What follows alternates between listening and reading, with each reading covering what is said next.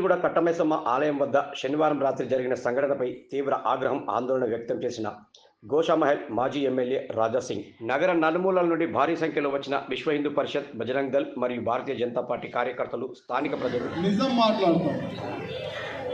మాట్లాడే ధైర్యం మాకు ఉన్నది.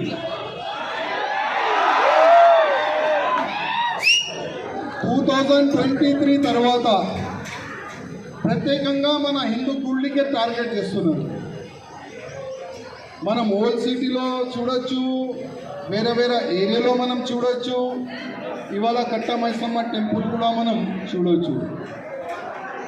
ఒక అల్తాఫ్ అనే ఒక వ్యక్తి ఎక్కడి నుంచి వచ్చిండైనా కర్ణాటక నుంచి, బీదర్, కర్ణాటక బీదరే. ఏం పీకనికి వచ్చిండైనా. రాష్ట్ర ప్రభుత్వం ఈ ఘటనపై కమిటీ ఏర్పాటు చేసి దీని వెనకాల ఎవరున్నారో కనిపెట్టి చర్యలు తీసుకోవాలన్నారు. ఈ సంఘటనపై స్థానిక బీజేపీ కార్పొరేటర్ శ్రీమతి రాజ్యలక్ష్మి గారు మాట్లాడుతూ,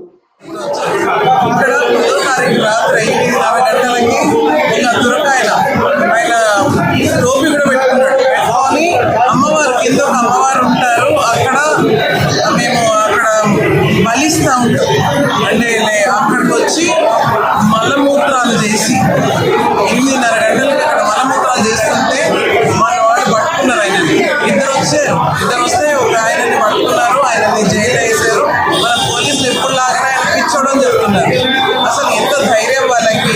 ఇక్కడ కొత్తిమీర అమ్ముకుంటున్న వాడు వచ్చి ఇక్కడ ఇట్లా చేయడము, అసలు అమ్మవారు ఎంత పవిత్రము. మేము అసలు ఇక్కడ బోనాలు తీసుకొస్తాము, ఇక్కడ ఎంత పెద్ద ఎత్తున అన్ని ఫంక్షన్స్ చేసుకుంటాం. వాళ్ళు రావడము, ఇప్పటి చేయడము,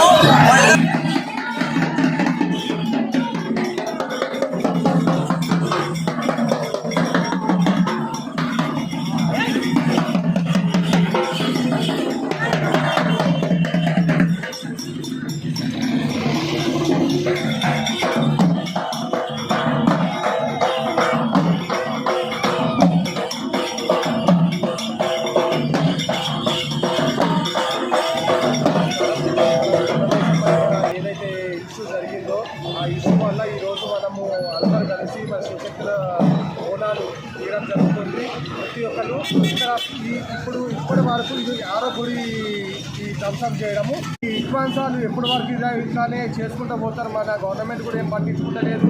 మరి ఎవరు కూడా దీన్ని స్పందిస్తలేదు. ఏదో 2 రోజులు పిచ్చోడు అంటే మరి వాళ్ళు మనల్ని పిచ్చోళ్ళు చేస్తున్నారు, మనము వాళ్ళు పిచ్చోడు అంటున్నాం. అర్థమవుతారే. ప్రతి గుడి దగ్గర ధ్వంసం చేసిన వాళ్ళందరూ పిచ్చోళ్ళు అంటే మరి కరెక్ట్గా ఉన్నోళ్ళు ఎవరు? ఇప్పుడు ఆ విధంగా గుడికాడ కట్టమైసమ్మ గుడికాడ చేసిన విధం అయితే అది విషయం అయితే చాలా బోనాలు సమర్పించారు. ఈ కార్యక్రమంలో కట్టమైసమ్మ ఆలయ ఫౌండర్, కార్పొరేటర్ శ్రీమతి రాజ్యలక్ష్మి, శ్రీమతి సునీతా శేఖర్ యాదవ్, స్థానిక సీనియర్ నాయకులు మండల రాధాకృష్ణ గారు, ముషిరాబాద్ నవీన్ పలువురు పాల్గొన్నారు. నేరడ్మెట్ సిఐ సందీప్ గారి ఆధ్వర్యంలో ట్రాఫిక్ ఇతర మార్గాల్లో మళ్లించడం జరిగింది.